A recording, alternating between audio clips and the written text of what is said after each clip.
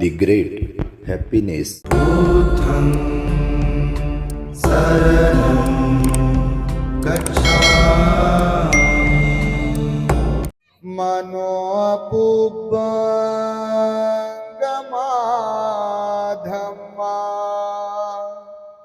मनोसिद्धा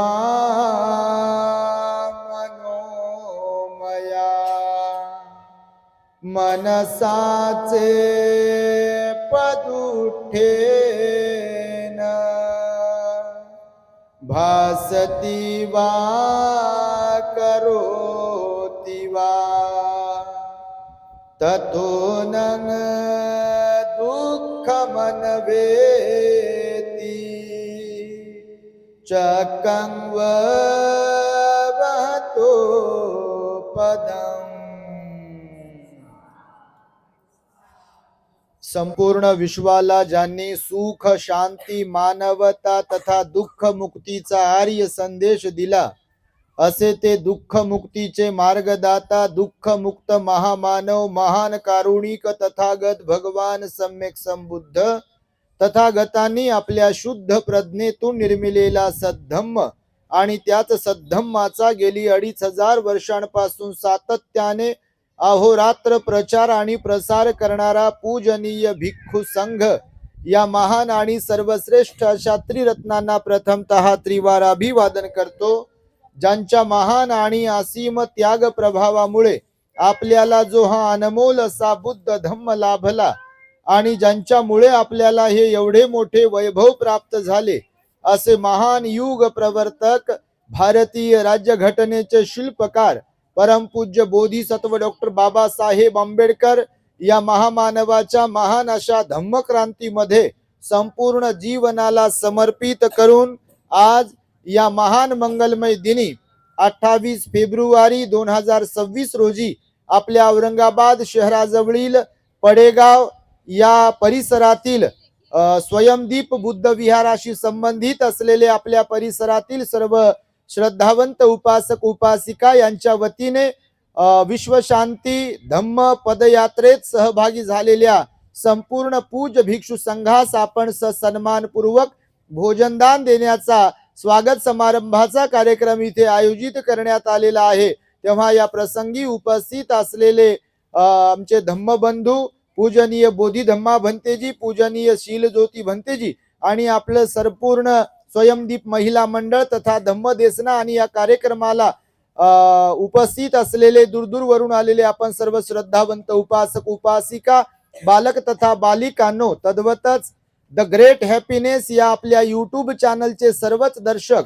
सर्वप्रथम तुम्हा सर्वांच्या प्रती मंगल मैत्री सद्भावना व्यक्त करतो आणि आपणा सर्वांच्या दुःखमुक्ती करिता तथागत भगवान बुद्धांद्वारा उपदेशलेल्या धम्मोपदेशास प्रारंभ करतो। आपण सर्वांनी शांत एकाग्र आणि श्रद्धायुक्त चित्ताद्वारे या अनमोल बुद्धवाणीला आपल्या हित सुखाकरिता श्रवण करावे, ग्रहण करावे। 3 दिवसीय विश्वशांती धम्म पदयात्रा काल 27 फेब्रुवारी 2026 पासून वेरूळ या ठिकाणावरून सुरू झालेली आहे आणि आज म्हणजे वेरूळवरून काल मावसाळ्यावरून दौलताबादवरून रात्री मुक्कामी मिटमिटा येथे होती ही धम्मयात्रा आणि सकाळी पुन्हा दुसऱ्या दिवशीच्या प्रवासासाठी म्हणून मिटमिट्यावरून डायरेक्टली आपल्या पडेगाव मध्ये आम्ही पोहोचलेलो आहोत आणि अत्यंत हर्षोल्हासामध्ये अत्यंत श्रद्धायुक्त चित्ताद्वारे एवढ्या मोठ्या संख्येने ही मोठी जय्यत आपण तयारी केली आहे स्वयंदीप बुद्ध विहाराच्या वतीने म्हणून पडेगावातील सर्व श्रद्धावंतांच्या दानाच्या माध्यमातून। तेव्हा आपण सर्वांनी एकदा सर्व श्रद्धावंत दानदात्यांचं साधुकाराने आणि टाळ्यांच्या गजरांमध्ये अभिनंदन आणि कौतुक करावे। Very good. आणि पुन्हा इथून दुपारी 3 वाजेनंतर ही विश्वशांती धम्म पदयात्रा येथून निघणार आहे पडेगावातून आपल्या आणि छावणी बाबा पेट्रोल पंप मार्गे क्रांती चौक तिथून जालना रोडने 7 हिल मार्गे सिडको बस स्टँड पासून पुढे मग जे सेक्टर मुकुंदवाडी मध्ये सायंकाळी पोहोचणार आहे आणि आजचा म्हणजे 28 तारखेचा हॉल्ट मुक्काम जे सेक्टर मध्ये अनाथ पिंडक बुद्ध विहारामध्ये असणार आहे आणि उद्या मग पुन्हा सकाळी जे सेक्टर मुकुंदवाडी येथून सिडको बस स्टँड मार्गे जळगाव रोडने डॉक्टर आंबेडकर चौकातून पुढे टीव्ही सेंटरला आणि टीव्ही सेंटर मधून सिद्धार्थनगर येथील सातवाहन बुद्ध विहारामध्ये आणि तिथून मग N11 हडको येथील नवजीवन कॉलनीतील मैत्री बुद्ध विहारात जिथे आम्ही कधी मध्ये राहतो तिथे उद्या सकाळी 10:30 वाजता या विश्वशांती धम्म पदयात्रेचा समारोपीय कार्यक्रम समारंभ आयोजित केलेला आहे. तर सुरुवातीला सर्व श्रद्धावंतांना मी मूळ पत्रिका देतो. बापा उद्या तुम्ही पण या, नाही का? याल तुम्ही, काही विषयच नाही आहे. तर खरोखरच फार आनंद होतोय. बघा हे जे भिक्षू आहेत तुम्ही आता पाहिलं, हे सुफीत भंतेजी होते. इथे जे मोस्ट सिनियर होते ना माझ्या बाजूला बसलेले राईट साईडला, हे सुफीत भंतेजी म्हणून त्यांचं नाव आहे. हे थायलंड मध्ये असतात. थायलंड मध्ये वेगवेगळे ट्रेडिशन आहेत भिक्षू संघाचे. आरण्यक भिक्षू असतात, काही शहरात राहणारे काही भिक्षू असतात. तर हे पण आरण्यक भिक्षू आहेत. जंगलामध्ये त्यांची मोनेस्ट्री आहे मोठी. त्यांचे अनेक शिष्य आहेत जगभरामध्ये. आणि गेल्या अनेक वर्षांपासून त्या काळामध्ये रेडिओचं जेव्हा जग होतं की नाही, त्या रेडिओच्या जगामध्ये ते आकाशवाणीवरून तिकडे FM वरून वगैरे प्रवचन द्यायचे. तर भारताबद्दल सर्वच विदेशी भिक्षूंना आणि उपासक उपासिकांना देखील कुतूहल आहे. का म्हणून? तर भारत ही बुद्धाची भूमी आहे. ह्यामुळे जगभरातील लोक लाखो रुपये खर्च करून जिथे बुद्ध गया, सारनाथ, लुंबिनी, कुशीनारा पाहण्यासाठी म्हणून, किंवा महाराष्ट्रामध्ये असलेले अजंठा लेण्या असतील, वेरूळ लेण्या असतील, ह्या पाहण्यासाठी म्हणून लोक दूर दूरवरून येतात. बघा फॉरेनर लोक येतात. आपल्याला तरी कधी घडते आणि कधी घडत नाही. कधी कधी तर बऱ्याचदा असं वाटते बा लेकरं झाल्यावर जाऊ, लग्न केल्यावर जाऊन अशा गडबडीत लय राहतात. लोकांना नको त्या गडबडीत लोक लय परेशान राहतात. कोणी म्हणते पोरायचं लग्न बाकी आहे, कोणी म्हणते पोरीचं लग्न बाकी आहे. लग्न झालं इकडून तिकडून की मग गर्भावस्थेमध्ये म्हणते बा आता पोरीकडे सुनेकडे लेकीकडे पाहायला कोणी नाही. आणि नंतर म्हणते बाळंतपण झालं, आता त्या लेकराला सांभाळायला कोणी नाही. पुन्हा त्या लेकराला मोठं झालं की दुसरा नंबर लावते एक.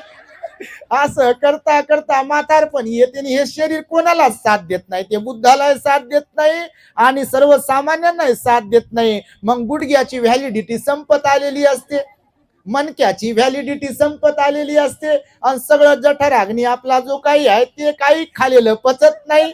त्यातल्या त्यात आता लोकप्रिय आजार झाले बीपी, डायबिटीज.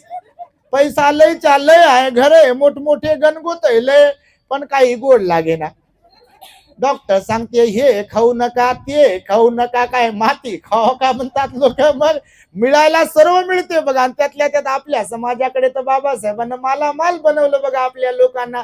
काल जरी सावलीचा विंटाळ होत होता, पण आज मात्र आपले लोक एकदम थाटामाटाने राहतात. आपले लोक उच्च दर्जाचं जीवन जगतात बघा. आज ही बाबासाहेबांची पुण्याई आहे. कारण कालचा एक माहोल होता, म्हणजे बाबासाहेबांच्या पूर्वीचा आपल्या लोकांकडे खरंच काही नव्हतं. एक कुडाच्या घरात राहणारी लोक होती, त्यांच्या सावलीचा विंटाळ होत होता. एकदम ही थुंकी जमिनीवर पडू नये म्हणून गळ्यामध्ये मडकं होतं. पावला जे ठस्से जमिनीवर उमटू नये, त्याच्यावर कोणाचे उमटून कोणी बाटू नये म्हणून कमरेला झाडू होता. ह्या सगळ्या गोष्टी शिक्षणापासून वंचित समाज होता. पण बाबासाहेब इथे जन्माला आले आपल्यासाठी आणि पिढ्यांचा उद्धार केला त्या बाबासाहेबांनी. म्हणून काल गुलाम असलेले लोक आम्ही तुम्ही सगळेजण आता मालामाल झाले का नाही? बापा पडे गावात लय बंगले आहे, कोणतं चिनार गार्डन आणि कोणतं गार्डन म्हणते. जिकडं तिकडं बंगलेच बंगले म्हण बापा. आम्हाला माहित नाही. हे आमच्या महिला मंडळाची फार इच्छा होती किती दिवसापासून. कोणी किती फोन केले असेल धम्म देसण्यासाठी, वेळ द्या.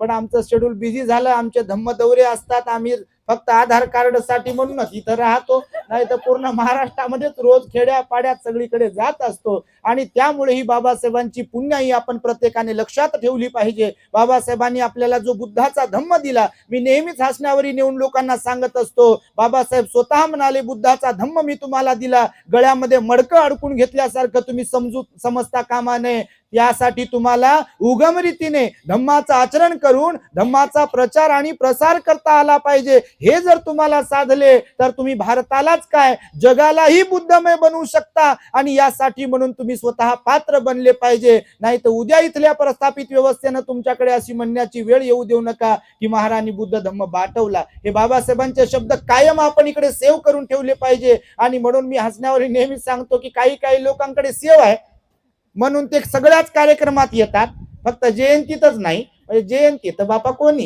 येते तिथं तर लाव म्हणते गाणं नाचू दे, डीजे लावला तर जयंतीला वर्गणी देतो, नाही तर देत नाही म्हणते. तुमच्याकडे कसं आहे काय माहित नाही बापा, तुम्हाला नाव ठेवत नाही, तुम्ही लय चांगले आहे. परंतु बऱ्याच ठिकाणी आम्ही पाहतो खेड्या पाड्यात सगळीकडे की लोक ते म्हणजे नाचणंच पाहिजे म्हणतात फक्त. आम्ही म्हणतो बापा नाचाय भीक नाचणं काय, आता ते आनंद साजरा केलाच पाहिजे ना, तुम्ही ग्रहस्थ आहे शेवटी नाही का. पण मला म्हणायचंय बा आनंद साजरा करा, नाचा पण बाबासाहेबांना वाचा पण. कारण बाबासाहेबांना जर वाचलं तर बाबासाहेब समजतील, त्यांचा त्याग समजेल, त्यांचं समर्पण समजेल, त्यांचे मुलं कसे गेले तरी पण त्यांनी कसं काम केलं, त्यांची पत्नी गेली तरी पण त्यांनी काम केलं, त्यांचा अपमान झाला बऱ्याच ठिकाणी तरी पण त्यांनी काम केलं, आपल्यासाठी स्वतःचा पैसा, स्वतःची बुद्धिमत्ता आणि स्वतःची वेळ खर्च केली की नाही. आणि त्यांची आपण संतान आहोत, अवलाद आहोत, हे आपण कायम लक्षात ठेवलं पाहिजे. आणि म्हणून केवळ जय भीम करणं हे तर कोणाला आहे जमती. आताच पाहिलं निवडणुकीत बापा, आम्ही दरवर्षी पाहतो, आमचे मिलिंद भाऊ दाभाडे इथे आहेत पहा, इकडचे लय नगरसेविका निवडून आल्या म्हणे बापा, त्यांच्यासाठी टाळ्या वाजवा. आपल्या सगळ्या ते निवडून आले बिचारे, कारण राजकारण पण फार महत्वाचंच आहे, शासक वर्ग फार महत्वाचा आहे बाबासाहेब म्हणाले. कारण तुमच्या हक्काचे माणसं असतात, हक्काचे माणसं असतील तर त्यांच्याकडून काहीतरी आपण करून घेऊ शकतो, पण हक्काचे माणसं नसतील तर रुका कोरडात जय भीम, कोरडात जय भीम, जसे पंचरंगी पट्ट्या गळ्यात घालतात लोक आणि जय भीम म्हणतात. माई तुझ्या पाया पडू का म्हणतात, आई तुमच्या पाया पडू का, काकू पाया पडू का, दादा पाया पडू का, आणि आपलंय मग असं टम फुगती. मला वाटते बा पाया पडू लागली, पाटील देशमुख आहे कोण कोण आहे आणि पाया पडते. तोपर्यंत बधीर होतात आपले लोक, तुम्ही नाही. काहीची गोष्ट बधीर होतात तोपर्यंत ती फुशारकीतच जातात, पाया पडते आणि मग ते कोणाला निवडून देतात भलत्या सलत्या लोकांना, आणि नंतर मग सही करता का, हे काम करता का, मग चपला फाटून जातात, आपल्या तर काम होत नाहीत. म्हणून राजकारणाच्या आपल्या माणसांची परिस्थिती सुद्धा आपण सुधरवली पाहिजे. त्यासाठी म्हणून हा विषय वेगळा, पण सांगतो जसं तुम्हाला की बाबासाहेबांनी परिस्थिती बदलवली की नाही. तर बाबासाहेबांनी ह्या सगळ्या सुविधा तर आपल्याला कायद्यान्वये उपलब्ध करून दिल्याच दिल्या, पण बाबासाहेबांनी सर्वोत्तम भेट जर आपल्याला कोणती दिली असेल तर 2 भेटी गिफ्ट सर्वोत्तम अशा दिल्या. त्या पैकी एक तर संविधान दिलं. काय दिलं? आज कोणामुळे शहरात आलो आपण, कशामुळे शहरात आलो, भारतीय संविधानामुळे शहरात आलो का नाही आपण. आज ताठ मानेने स्वाभिमानाने जे जीवन जगू शकतो, आज आपल्याकडे कुणाची पाहण्याची हिंमत होत नाही, किंवा इतरांच्या बरोबरीत आपण जे जीवन जगतो आहे ते केवळ बाबासाहेबांनी लिहिलेल्या संविधानामुळे. ही एक सर्वोत्तम भेट आहे. आणि दुसरी सर्वोत्तम भेट म्हणजे बाबासाहेबांनी 14 ऑक्टोबर 1956 ला आपल्याला भगवान बुद्धाचा सर्वोत्कृष्ट धम्म दिला, आणि ती एक गिफ्ट, ती एक भेट जी आहे ती सर्वोत्तम आहे. आणि म्हणून बाबासाहेब म्हणाले धम्माचं आचरणही करता आलं पाहिजे, विहारातही जाता आलं पाहिजे. नाही तर विहार बांधून ठेवायचं आणि तिथं कोणीच जात नाही, त्याला काही अर्थ नाही. तुमच्याकडे कसा कार्यक्रम माहित नाही मला, पण आम्ही फटकेबाजी करतो म्हणून आता काही ठिकाणी लोक सांगतात म्हणते विहार बंद होतं, पण आता आम्ही चाललो किंवा लोक चाललेत येतात, हे परिवर्तन बाबासाहेबांना अभिप्रेत होतं. म्हणून जय भीम केवळ म्हणलं म्हणजे आपण बौद्ध झालो असा त्याचा अर्थ नाही. जय भीम तर असायलाच पाहिजे आपल्या रक्तामध्ये, पण आपल्या आचरणामध्ये भगवान बुद्धाचा धम्मही असायला पाहिजे. तुम्ही आजूबाजूला पाहत असाल बघा, कोणावर टीका टिप्पणी आपण करत नाही, तुमच्या आजूबाजूला ख्रिश्चन लोक असतील त्यांना तुम्ही कधी पाहत असाल तर कधीही कोणाची सांगण्याची गरज पडत नाही, पण दर रविवार चर्चमध्ये जातात की नाही.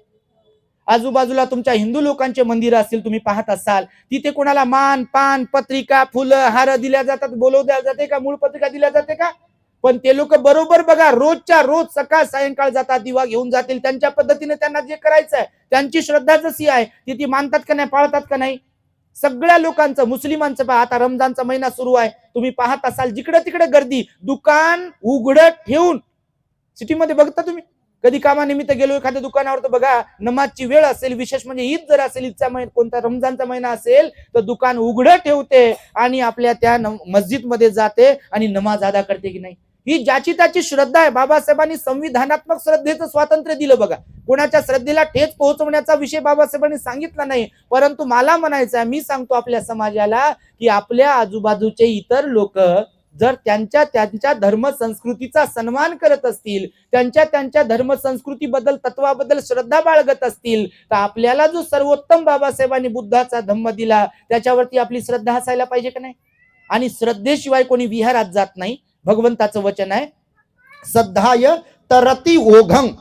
भगवंताचं काय म्हणतात भगवान या वचनामध्ये, पाली वचनामध्ये? श्रद्धाय म्हणजे श्रद्धेने, तरती, तरती म्हणजे तरणे, पोहणे, स्विमिंग करणे, आणि ओघं, ओघ म्हणजे ओघळ, ओघळाला पूर म्हटलेला आहे. म्हणजे श्रद्धेच्या योगेच कोणीतरी इथे पुराला पार करू शकतो. कोणत्या पुराला? पूर कशाला म्हटलं भगवंताने? राग, द्वेष आणि लोभ किंवा मोह याला पूर म्हटलेला आहे. म्हणजे हे दुःख जे आहे आपल्या वाट्याला येते, याला पार करायचं असेल तर भगवंताने सांगितलं आपल्याकडे श्रद्धा असायला पाहिजे, आणि श्रद्धेच्या योगेच कोणीतरी दान पुण्य करू शकते. बघा आता तुम्हाला ज्यांना कुणाला उत्साह निर्माण होता, बघा लोक आले, मिटमिट्याचे लोक इथपर्यंत चालत आले, बघा तुम्ही पण आलात त्या रोड पासून इथपर्यंत, भलं मोठं स्वागत केलं फुलांनी, प्रत्येकाच्या चेहऱ्यावरती हास्य होतं बघा. आणि आता आहे असं काही नाही की नाही, कारण तुम्हाला काही भूका लागल्या नाही, कारण भक्तजी आले आता प्रवचन देतात, तुम्ही एवढे आनंदित आहात बघा. तर हे श्रद्धेचं प्रसन्नता, हे श्रद्धेचं एक लक्षण आहे की नाही? तुम्ही वारंवार ऐकत असाल आपल्याकडून. मिलिंद प्रश्न ग्रंथामध्ये श्रद्धेचं लक्षण विचारलं. बनते नागसेनांना राजा मिलिंदाने श्रद्धा या श्रद्धेचं लक्षण काय आहे म्हणते, तर श्रद्धेचे किती लक्षण सांगितले? 2 लक्षणं सांगितले. समजा आपण श्रद्धावान आहोत की नाही, बुद्ध धम्म संघाच्या प्रती आपली श्रद्धा आहे की नाही, कसं चेक करायचं?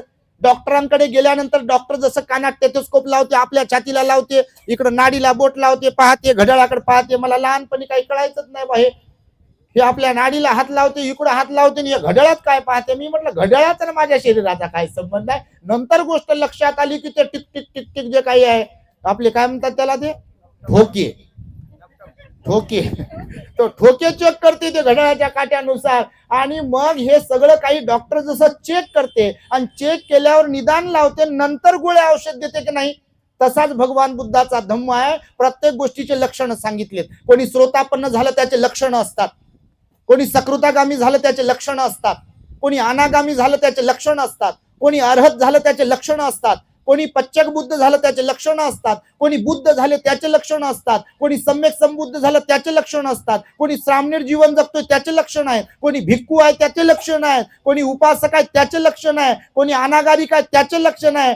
सगळ्याचे लक्षणच आहे. तुमच्या माहितीसाठी सांगतो, असं नाही की हे चिवर अंगावर घातले झाले महाथेरो, तसा कार्यक्रम नाही. किंवा पांढरे कपडे घातले तर झाले उपासक उपासिका. भगवंताने भिक्षूंसाठी, श्रामणेरांसाठी, भिक्खुणींसाठी, श्रामणेरींसाठी, उपासकांसाठी, उपासिकांसाठी काही विनय नियम सांगितलेले आहेत. बुद्ध धम्मात विनयाला, डिसिप्लिनला महत्व आहे बघा सगळ्या बाबतीमध्ये. आणि म्हणून श्रद्धेचे सुद्धा 2 लक्षणं सांगितलेले आहेत. किती? 2. पहिलं लक्षण आहे बघा, जर बुद्ध धम्म संघाच्या प्रती आपल्या मनामध्ये श्रद्धा असेल तर आपलं हे डिस्प्ले आहे का नाही, डिस्प्ले समजते?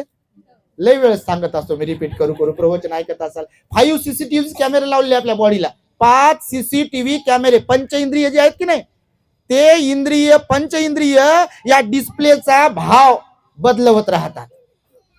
कमी जास्त, हसरा, रागीट, संशयी, भलता, सलता, झोपाळून, काय काय काय काय, भूक लागलेला, हे पंच इंद्रिय या डिस्प्लेचे रंग बदलवत असतात. आणि म्हणून हे 5 इंद्रिय जे काही आहे, सीसीटीव्ही कॅमेरे आहे, या डिस्प्लेवर ते झळकते. तर हा डिस्प्ले जर बुद्ध धम्म संघावर आपली श्रद्धा असेल तर प्रसन्न राहते त्यांचा, की ज्यांच्या मनामध्ये बुद्ध धम्म आणि संघाच्या प्रती श्रद्धा आहे बघा.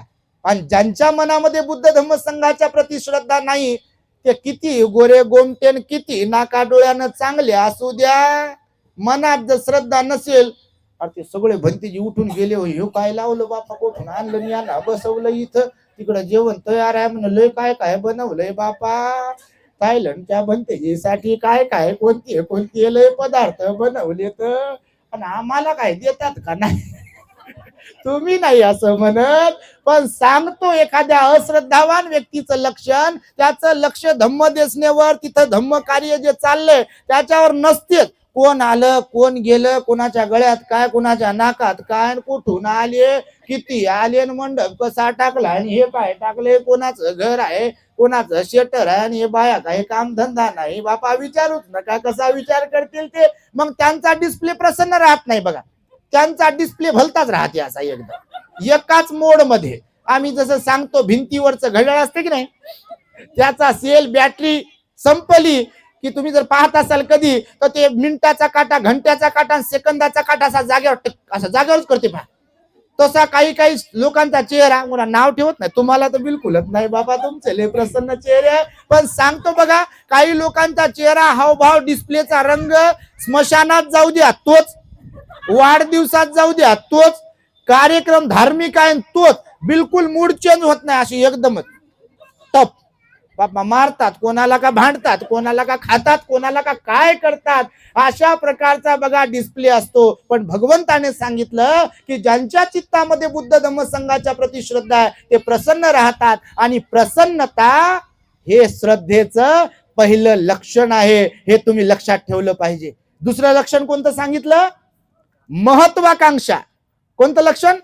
महत्वाकांक्षा. महत्वाकांक्षा कशाला म्हणतात की समजा आता आम्ही काल निघालो विश्वशांती धम्म पदयात्रेमध्ये, कालपासून पायी चालतोय की नाही, तर काल समजा आपल्या चॅनलवर, द ग्रेट हॅपीनेस चॅनलवर आपले हे सगळं टाकत आहे आम्ही अधून मधून. तर मावसाळ्याचं पण भोजनदान झालं काल, मिठमिठ्याला आम्ही गेलो, सकाळी तिथे अल्पोपहार दिला, एवढं सुंदर त्यांनी स्वागत केलं, ते पण आम्ही टाकणार. आता इथे तुमच्या पडेगावला जे झालंय भोजनदान वगैरे स्वागत समारंभ, हे पण आम्ही टाकणार. तर जे कोणी पाहतील किंवा इथे आलेले पण पाहतील तर त्यांना महत्वाकांक्षा कोणती निर्माण झाली पाहिजे?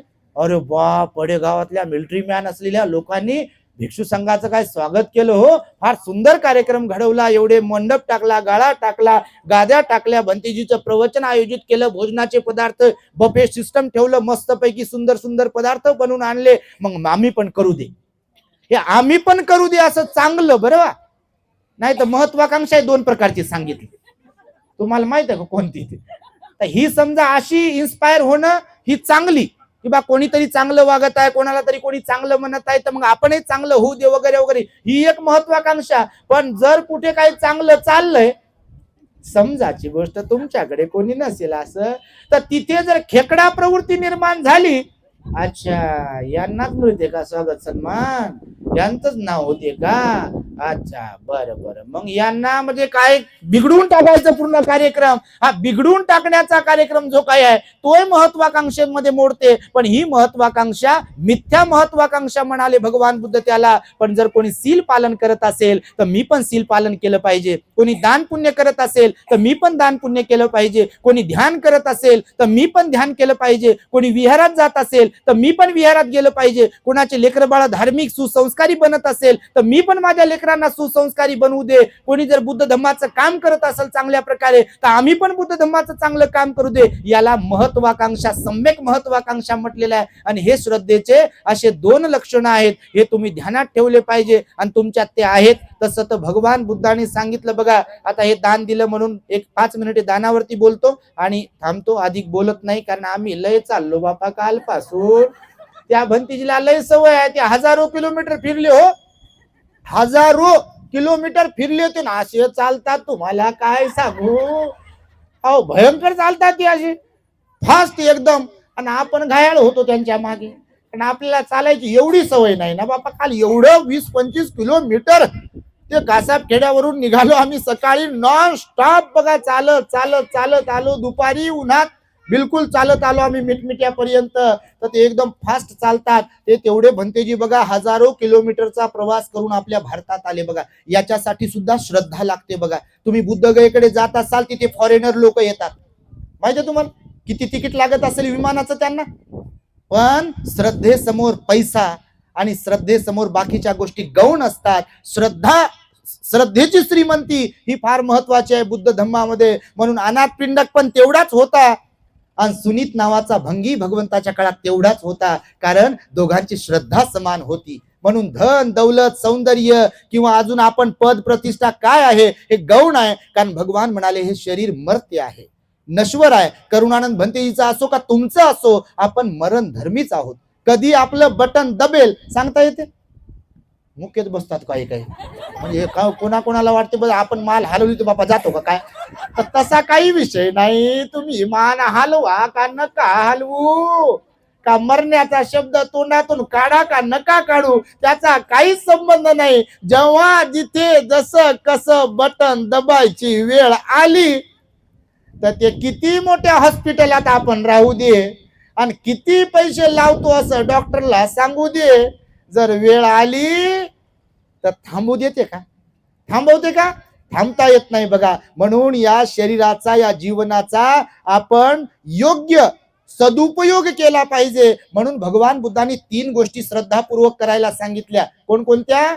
पहिली गोष्ट तर भगवान बुद्ध म्हणाले दान पुण्य करत राहिलं पाहिजे श्रद्धायुक्त चित्तातून निस्वार्थपणे. दुसरी गोष्ट सील पालन केलं पाहिजे दिखाव्याची भावना मनात न ठेवता. आणि तिसरी गोष्ट अहंकाराची भावना मनात न बाळगता आपण ध्यान केलं पाहिजे. मन शांतीसाठी जर कोणतं औषध असेल या जगात तर ते भगवंतानं सांगितलं आपल्या ध्यान साधना आहे, आनापान सती आहे, विपස්සना आहे. म्हणून जीवन शॉर्ट आहे आपलं, फार छोटं आहे. त्याचा सदुपयोग करण्यासाठी श्रद्धायुक्त चित्ताने तुम्ही सदोदित हे पुण्यकर्म केलं पाहिजे. पण दान पुण्य करताना सुद्धा दान करणाऱ्याच्या कॅटेगरीज सांगितल्या भगवंताने.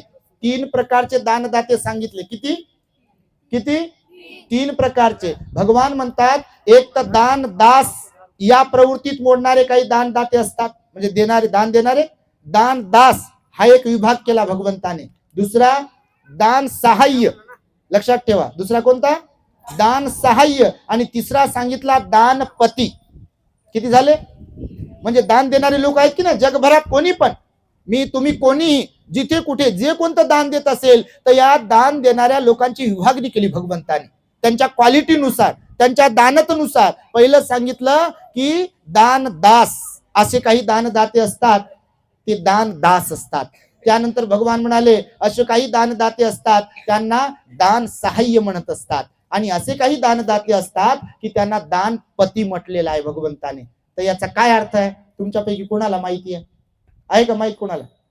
ही पाली भाषा भगवंताने सांगितली दान देणाऱ्यांची विभागणी करताना. तर पहिलं बघा सांगतो तुम्हाला मीच, काही नाराज होऊ नका, आम्ही तुमचेच तुम्ही आमचेच. तर दान दास कोणाला म्हणतात? भगवान म्हणाले की लोक दान देताना कसं दान देतात बघा. आता समजा हे वस्तू आहेत किंवा तुम्ही पदार्थ दिले की नाही, भिक्षू संघाला दान देताना बघा ह्या क्वालिटी सांगितल्या वेगवेगळ्या प्रकारच्या. निंदा नाही केली भगवंताने, पण प्रवृत्ती स्वभावानुसार श्रद्धेची गुणवत्ता सांगितली. प्रत्येक गोष्टीची गुणवत्ता असते बघा. या माईकची पण गुणवत्ता आहे, या मोबाईलची गुणवत्ता आहे, तुम्ही घातलेल्या कपड्याची गुणवत्ता आहे, तुम्ही वापरता त्या दागिन्याची गुणवत्ता आहे, या पाण्याच्या बॉटलची गुणवत्ता आहे, या फ्रुटीची गुणवत्ता आहे, या फुलांची पुष्पगुच्छाची गुणवत्ता आहे. कमी जास्त असते की नाही?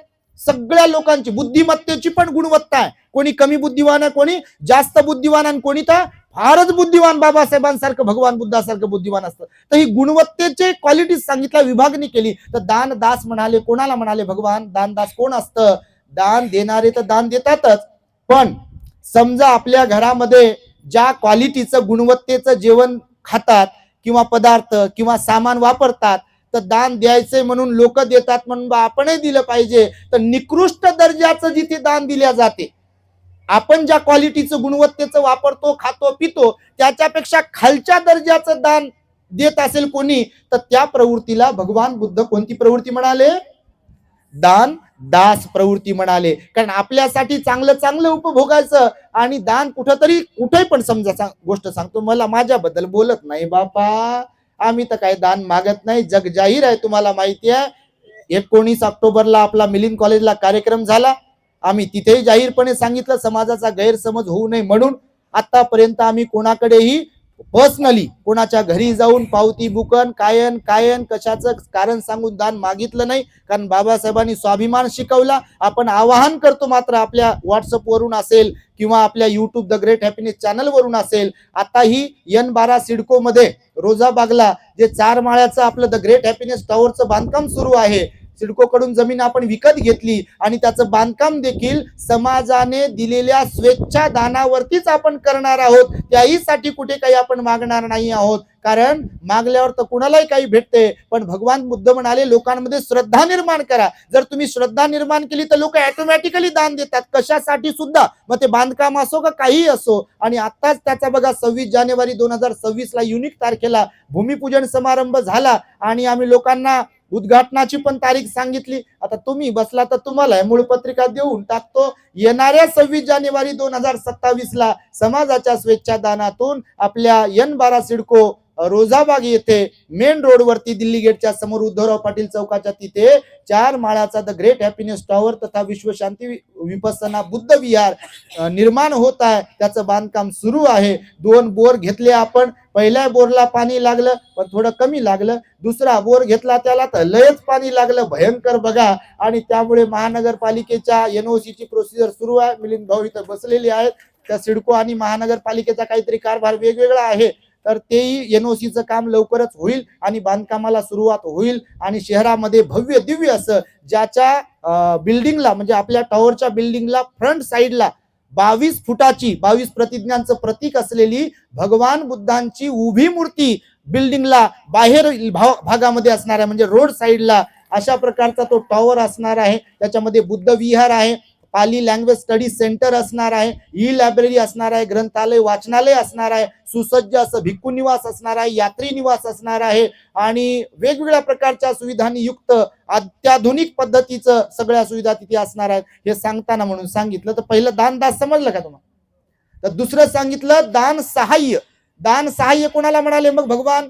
तर आपण ज्या गुणवत्तेचं खातो पितो वापरतो की नाही घरात वस्तू वगैरे जे काही असेल तर त्याच क्वालिटीचं त्याच गुणवत्तेचं दानात वाटत असेल देत असेल तर त्या प्रवृत्तीला दान देणाऱ्या लोकांना भगवान म्हणाले हे दान सहाय्यक अशा प्रकारचे ठरत असतात. कारण हे जर मी पाणी पित असेल, समजा तुम्ही गृहस्थ आहात, तुम्ही फिल्टरचं पाणी पिता तर आलेल्यांना दान देता, ज्यांना देताय तुम्ही त्यांना तेच पाणी दिलं पाहिजे. तुम्ही आपल्या कपड्याच्या दुकानात जाऊन कपड्याच्या दुकानदाराला जर म्हणत असाल तुम्ही की बा ते किती पैसे लागू दे पण तो कपडा काढ हे कपडा काढ, तर मग जिथे कुठे जेव्हा कधी तुम्हाला भिक्षू संघाला कधी एखाद्या भिक्षूला चिवर दान द्यायचंय तर मग ते कोणत्याही क्वालिटीचं असो, केवढ्याचंही असो, ते थाई असो का श्रीलंकन असो का बर्मीज असो, ते देताना तुमच्या मनात अशी शंका किंवा कमी भाव नाही आला पाहिजे की बा हे एवढ्याचं कसं देऊ वगैरे, किंवा दान देताना सुद्धा तर त्याला आपण वापरतो खातो पितो त्या क्वालिटीचं देणाऱ्यांना म्हटलेलं आहे दान सहाय्य. आणि तिसरा प्रकार भगवंताने सांगितला त्याला म्हटलाय दान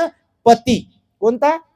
दान पती. पती म्हणजे पालीमध्ये त्याला मालक म्हटलेला आहे किंवा मोठा म्हटलेला आहे, त्याला मुख्य म्हटलेला आहे. तर दानपती कोण?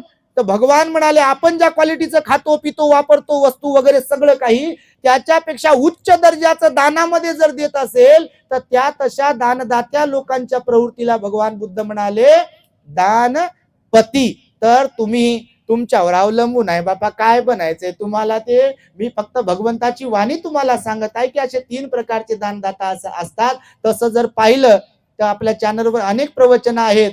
मनुष्य मी असो की तुम्ही असो, ज्याला आपण मी माझं भरपूर काय काय म्हणतो. आता आमच्याकडे जे दान धर्म काय काय येईल तर आम्ही जर मेलो समजा, आतात नाही मरत, लय काम करायचंय बाबासाहेबांचं आणि म्हटलं म्हणजे मेलो असा काही विषय नाही. मेलो तरी आपलं the great happiness channel YouTube आहे. बुद्ध बाबासाहेबांच्या विचारांचा प्रचार आम्ही मेल्यावरही करत राहील बघा. तशी सुविधा आपण उपलब्ध करून दिली समाजाला. आणि आज मी तीच बघा 1,45,000 सबस्क्रायबर्स आहेत आपल्या चॅनलचे. एकदा त्यांच्यासाठी तुम्ही टाळ्या वाजवल्या पाहिजे. आणि तेही आपल्याच समाजाचे लोक प्रवचन ऐकतात असं नाही आहे, सगळ्या जाती धर्माचे लोक प्रवचन ऐकतात बघा. जे संपर्कात लोक असतील त्यांना माहित असेल. आपल्या मिलिंद कॉलेजच्या कार्यक्रमाला पण इतर समाजाचेही लोक आले होते, मुस्लिम समाजातील लोक आले होते, मराठा समाजातील लोक आले होते, राजस्थान, हरियाणा, कर्नाटक, गुजरात, कुठून कुठून लोक आले होते बघा आपल्या कार्यक्रमासाठी. फार मोठा तो कार्यक्रम झाला. तर हे यासाठी म्हणून तुम्हाला मी सांगतोय हे 3 प्रकार दानदासा आपल्या दान देणाऱ्या लोकांचे आहेत. आणि तसंच भगवंताचं वचन आहे बघा, आपण जन्माला आल्यानंतर मरेपर्यंत जे जे म्हणून काही कमवतो किंवा आपल्याकडे येते ते तसंही पाहिलं तर मेल्यानंतर लोक लगेच म्हणतात, म्हणजे म्हणतात पॉकेट कुठं ठेवलंय, कानातलं काढलं का, गळ्यातलं काढलं का, हातातलं काढलं का, आणि त्या चाब्या कोणत्या उशी खाली ठेवायचे ते पहा. एकदा अंगठी घेता येतील, ठसे घेता येतील ते घेऊन घ्या आणि नंतर आता उचला म्हणतात. लवकर आंघोळ घाला आणि तिथून एवढी सुपरफास्ट एक्सप्रेस सुरू होते पहा.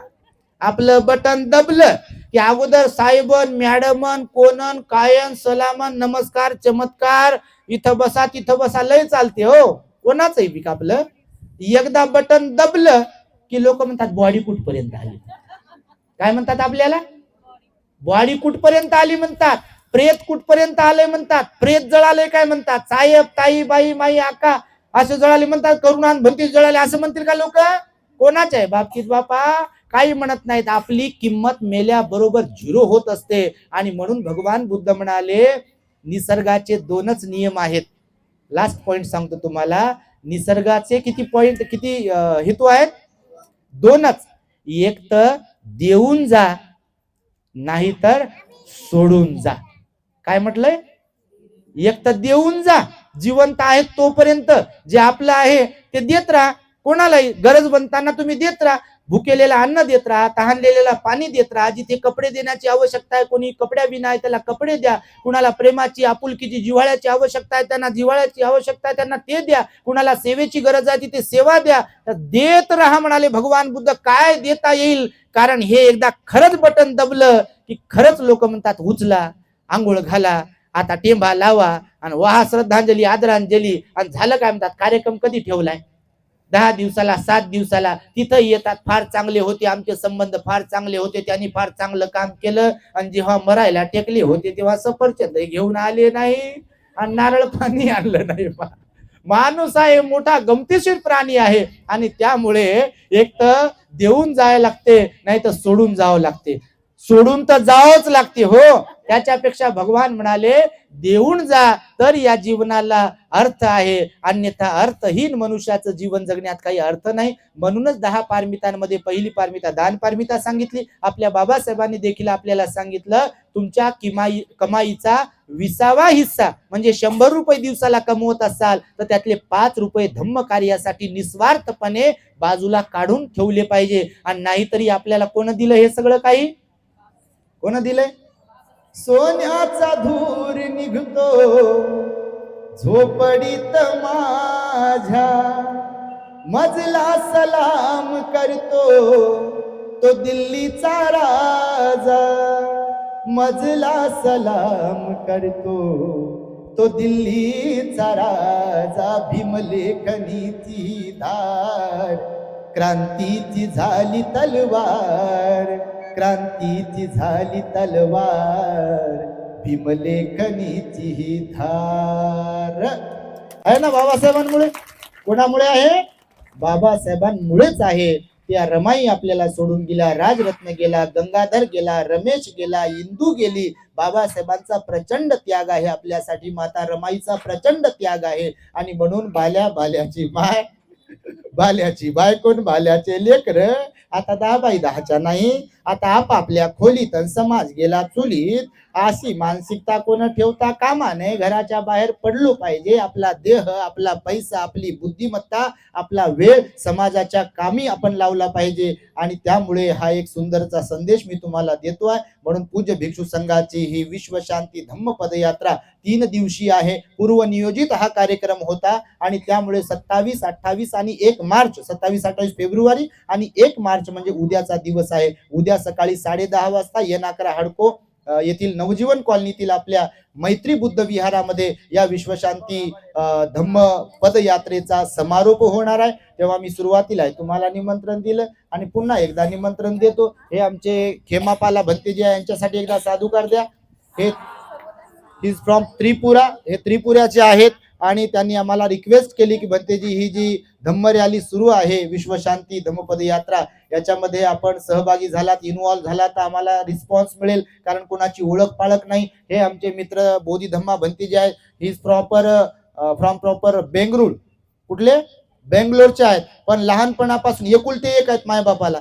लहानपणापासून भंतेजी झाले. डॉक्टर उपगुप्त भंतेजीच्या संपर्कात सहवासात राहिले, सेवेत राहिले. आता त्यांना शुद्ध मराठी येते. त्यांच्याकडे पाहून कोणाला वाटत नाही हे कर्नाटक बेंगळूरचे आहेत म्हणून, तेलुगू आहे म्हणून काही वाटते का? हे पहा, तर ते फार चांगला अभ्यास आहे त्यांचा धम्माचा. आणि तेही धम्माचं काम करतात बघा. त्यांनी पण आम्हाला रिक्वेस्ट केली भंतेजी या धम्म रॅलीमध्ये तुम्ही जर सहभागी झालात तर आपलं चॅनल आहे, प्रपोगंडा होईल, प्रचार प्रसार होईल, लोक जुडत राहतील. आणि त्यानुसार म्हणून ही धम्म रॅली विश्वशांती धम्म पदयात्रा काढलेली आहे. अशा पदयात्रा काढण्याची खरंच गरज आहे बघा. तुम्हाला सांगतो, कारण पायी चालण्याचा त्रास तर होतोच, पण पायी चालल्यामुळे किमान वर्षातून एकदा तरी ही पदयात्रा आम्ही काढण्याचा संकल्प केलेला आहे. तर पुढे पुढे तुम्हाला सांगूच आपण. याचा फायदा एक होतो की जसं आता गाडी मोटारी पण वापरल्या पाहिजे, वापरल्या नाही पाहिजे असं नाही, कारण धम्माचा प्रचार प्रसार झाला पाहिजे. इतरांची बरोबरी करता येत नाही, कारण इतरांची बरोबरी करत बसलो तर आपल्या धम्माचा प्रचार होणारच नाही, कारण आधुनिक युग आहे आता सध्या, नाही का. आणि म्हणून सोशल मीडिया असेल याचा पुरेपूर फायदा आपण धम्मप्रचारासाठी केला पाहिजे. गाड्या वाहनं वगैरे भेटत असेल त्याचाही फायदा त्यासाठी केला पाहिजे. परंतु किमान वर्षातून एकदा का होईना जर ह्या अशा पदयात्रा काढल्या ना, तर जिथे आपण पोहोचू शकत नाही अशा खेड्यापाड्यामध्ये सुद्धा पोहोचू शकतो. आणि ज्या लोकांकडे खरंच कधी कधी भिक्षूंना म्हणजे जात नाहीत म्हणा, किंवा लोक त्यांच्यापर्यंत पोहोचत नाहीत, ते लोक एवढे अतीव आनंदित होतात, तुम्हाला मी काय सांगू. आम्ही तर तसंही फिरतो पदयात्रेत, तर आता फिरतो आहे, पण तसंही आम्ही धम्मदौऱ्यावर जेव्हा फिरतो तर लोक एवढे चांगले आहेत समाजातले. मी नेहमी रोखठोक बोलतो, कधी कधी वरचा वर्ग आपल्यात धुंदीत आहे, काही सोडले तुमच्यासारखे तर तुम्हाला म्हणत नाही बापा. वरचा वर्ग आपल्यात धुंदीत आहे, खालचा वर्ग आपल्यात परेशानीत आहे, मधला जो वर्ग आहे मिडल क्लास आपल्यातला तो मात्र थोडा ध्यानावर आहे, आणि तोच धम्माच्या प्रचाराला धम्माच्या रथाला पुढेच घेऊन जातो आहे. आणि त्यामुळे आपण सर्व आता मध्यमवर्गीय जास्त संख्येने आहात, आणि त्यामुळे खालच्यांना दोष देत नाही, वरच्यांना तर अजिबातच देत नाही बापा. नाही तर ते म्हणायचे भक्ती जे आम्हाला दोष देता का काय. आणि तसं पाहिलं तर गरीब आता कोणी राहिलं नाही. बाबासाहेबांना लयच काय काय दिलं ना हो. घरही भेटते ना कोणतं रमाई आवास, कोणत्या योजना भाऊ, लय कोणत्या योजना आहे ना. आता फुकट पैसे द्याले म्हणे बापा लोक आम्हाला मतदान द्या म्हणून, म्हणजे सगळा कार्यक्रम फुकटावर चाललेला आहे. आता फक्त मत आम्हाला द्या, तुम्ही असेच गुलाम राहा, भीक मागू असं समजा त्यांची काही मानसिकता असेल. आपण टीका नाही करत त्यांच्यावर, पण सांगतो तुम्हाला तर ह्या सगळ्या गोष्टींमध्ये आपण मात्र धम्म प्रचारामध्ये योगदान दिलं पाहिजे, आपली श्रद्धा वाढवली पाहिजे. आणि म्हणून इथे संपूर्ण पूज्य भिक्षू संघ 5 देशातून आलेला आहे. भारतीय तर आम्ही आहोतच आहोत, त्रिपुरा आसामचे, त्यानंतर थायलंडचे आहेत, त्यानंतर लाओसचे आहेत, बांगलादेशचे आहेत आणि नेपाळचे आहेत. अशा 5 देशातील हे बौद्ध भिक्षू आहेत. तर या विश्वशांती धम्म पदयात्रेत सहभागी झालेले आहेत. तेव्हा तुम्हा सर्वांच्या प्रती मला संधी उपलब्ध करून दिल्याबद्दल मंगल मैत्री व्यक्त करतो आणि माझ्या शब्दांना इथे पूर्णविराम देतो. भवतु सब मंगलम रक्षन्तु सब देवता सब बुद्धानुभावेन सदा सोती भवन्तु ते. भवतु सब मंगलम रक्षन्तु सब देवता सब धम्मानुभावेन सदा सोती भवन्तु ते. भवतु सब मंगलम रक्षन्तु सब देवता सब संघानुभावेन सदा सोती भवन्तु ते. बुद्धं नमामि, धम्मं नमामि, संघं नमामि. जय भीम. The great happiness. बुद्धं